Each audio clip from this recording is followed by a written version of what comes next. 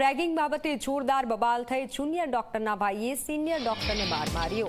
Kidney વોર્ડમાં ઘૂસી માર મારવામાં આવ્યો। નવી સિવિલની કિડની બિલ્ડિંગના 7D વોર્ડમાં 7D વોર્ડમાં બનાવ બન્યો છે।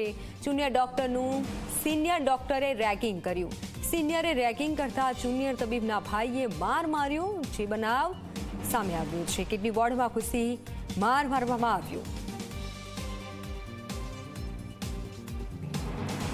જુનિયર ડોક્ટરનું સિનિયર ડોક્ટરે રેગિંગ કર્યું હોય તેવું સામે આવ્યું છે। નવી સિવિલની કિડની બિલ્ડિંગના 7D વોર્ડમાં આ રીતે ઘટના બની છે। જુનિયર ડોક્ટરનું સિનિયર ડોક્ટર રેગિંગ કરતા માર મારવામાં આવ્યો છે। એક વિડીયો પણ સામે આવ્યો છે રેગિંગની ઘટનાનો અને માર મારતા હોય તેવો આ વિડીયોમાં જુઓ। નવી સિવિલની કિડની બિલ્ડિંગના વોર્ડમાં આ રીતે બનાવ બન્યો અને માર મારવામાં આવ્યો છે।